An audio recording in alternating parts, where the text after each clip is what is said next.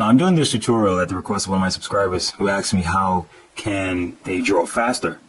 Now, that is an interesting question because I don't encourage that you draw faster, but what I do find, though, is that there are times when students draw, or we tend to draw a lot slower than we could, because in most cases I find it's because we are focusing on details.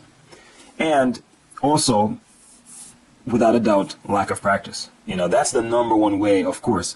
When it's all said and done, the more you practice doing something, the more, it becomes second nature and the easier it is for you to do. And the easier it is for you to do, the faster you'll be able to do it. So with practice out the way, which you have to accept, you have to practice tirelessly, okay? And exhaustively. Like, you cannot get tired of it. That's the number one thing that you should do, okay? Now, just some tips, however, on how you can advance your drawing pretty quickly. Now, what I find with a lot of times is that people sometimes focus on little details. So 3 things that I think are really useful when you are trying to increase the speed of your drawing is to think of proportions, okay? So one is proportions. So what do I mean by that? You should try to get into the habit of learning how to divide things up pretty quickly, judging measurements. So for example, you should be able to judge the halfway point of something. Like, for example, some common divisions that I generally encourage students to be able to make is half, quarter, and 1/3. Like, those are perhaps the most common types of measurements that I usually use in my drawings, and I advise you to, get comfortable with being able to divide a line in quarters really easily, or thirds really easily, and that means vertically or horizontally. You should really practice trying to divide things into thirds, halves, and quarters really quickly. So that means, for example, I'm able to draw the head like in a side view, for example, really quickly because of proportions. And as a result of that, my drawing will advance really quickly. So for example, once I have the circle, I divide it in halves. See? Then I can find a point and I make sure I measure the same distance. 1, 2, 3. See, that's thirds. Draw a line like that. And you see, the head is pretty much already there. See that? So once you can, get a sense of where, make these basic measurements, you can pretty much be able to execute things a lot more easily and a lot quicker. And it goes for drawing anything. Always set out your high and low points, the highest point of your drawing, and determine where the half point is. And that will give you a good idea of, okay, where your drawing will, what space your drawing will occupy. See, proportions is perhaps the most overlooked, but perhaps the most important element or component of drawing, to be honest, because you can have you can draw the nose and it's, or the eye, and it's beautifully rendered, but the proportions are off. It will look weird and you will not be satisfied with it. But you can have an eye that's well proportioned and not shade well, but it seems more pleasing than one that's not. So for example, proportions, and even like with knocking out the head, for example, if you can memorize the basic proportions for the head, like, for the entire body, like, the body, you can divide it up into, say, 8 parts. You can easily start framing it out, just by having an idea of where things are, because the knees will be there and the foot will be here and the thighs, and you can basically get a good idea of where things will be just by having proportions. So that will really help to speed up your drawings big time.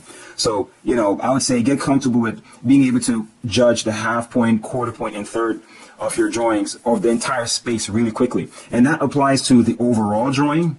And that applies to parts of the drawing. So for example, you can divide the entire length of the head in halves and quarters, and you can even divide the ear itself into halves and quarters. You can divide the nose into halves and quarters. And that will help you to map things out really quickly. And from there, it will just be a matter of connecting the dots. See what I mean? And that will advance your drawing pretty quickly. Another thing to use to speed up your drawing process is to focus on structure. Okay? Focus on big and simple shapes and forms. Okay? So for example, you're drawing the ear. You think of a C first before you do anything. See what I mean? You don't go into making the little details and stuff, and before you know it, you're lost in the details. Or sometimes what you find is if you start with a little detail, the drawing can even easily spin out of control. But if you follow proportions and you put in your high and low point, your drawing will only occur in this space. The half point will occur there. So you're already containing how things will relate. You're already predetermining how things will relate to each other in terms of size and shape and so on really quickly. See? And then by putting in this C, you're already putting in the basic shape that will enclose the entire drawing. See what I mean? So this helps a lot. And also you can even break this into smaller parts. So say for example, you can have a part like that, see? And then you can divide it up into another part like that, and then like that. You see, and just having those 1, 2, 3, 4 shapes enable you to already have a good sense of where things will be. And then you already have your ear there. See what I'm saying? So by having just same thing with the eye. If you already put, in terms of proportion, you put where the eye will end. See, you're putting the horizontal limits. And then you can put the vertical limits as well. So the eye won't go beyond this point. It won't go below this point. And then you can already start sketching it in. But see what I did? I just sketched in a basic shape. See, I'm not going into detail drawing the iris. I'm just drawing basic shapes. See, so I'm thinking big and simple. What's the big enveloping or encompassing shape? What's the shape that contains everything? See, and that's how you draw things really quickly. You're drawing the nose, you think of, okay, what's the shape that contains the entire nose? It may be something like that. And then you can divide that up into even smaller shapes, see? And then you think of the proportions again, the half point. The tip starts at the half point and it ends right there. See, so this is where the nose may end. See what I mean? And just by making that shape and making those measurements, I already can go in. Just by something this simple, I can go in and start shaping in the nose pretty quickly. See, so that helps a lot. And also, you think big and simple shapes, okay? And you also think big and simple forms. So for example, like I always tell you guys, use the block or the cylinder and so on. So for example, you could be drawing a table, and all you may need to do is you think of, okay, where am I drawing begin and where will it end? Okay, and you may put a half point there just to look at what you're drawing. And then you may figure that it looks something like this. See, I'm making a overall box, but my table will be included in that, see? However you want to, make it. But the point is, it's contained within this basic shape or form. See, that speeds up your drawing big time because you won't have to, it's the same thing like if you're drawing a tree. You always try to think of what's the overall shape of this tree. See? And then you can go in and start breaking this up into smaller parts. And then from there, it's just a matter of shaping things out, mapping things out. And then, everything will start filling out after that. But you get the idea, the main proportions, the overall shape, and then you go from there. Then, in terms of your shading, that's the other part that you use to, simplify or speed up your process. So, for example, when you're shading, it's best you can choose how you want, right? But it's best practice to advance your drawing as a whole. So you're thinking of the entire thing. You're advancing the entire drawing as you go forward. So for example, you're going to shade a sphere, right? First thing you should do, I would advise you do, is to separate light from shadow. See, and that already starts, shaping out the volume, shapes out the structure, all that stuff. See, you just separate, in other words, you think of two values, white and black, or light and shadow. That's it. You're not thinking of the subtle gradations and how subtle it moves into and where the highlight. You're not thinking about all that stuff yet. You just separate light from shadow. For example, even drawing the head, you can even sometimes, like a lot of people do that, you use shadow shapes. You can notice the shape of the shadow around the eyes. You can see the shadow of the nose, under the nose. You can see the shadow under the upper lip and under the lip.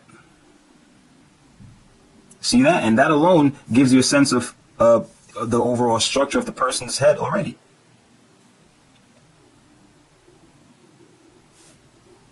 See what I mean? And this is just imagining that a light is shining from up top and is shining down, so you're seeing these shadow shapes.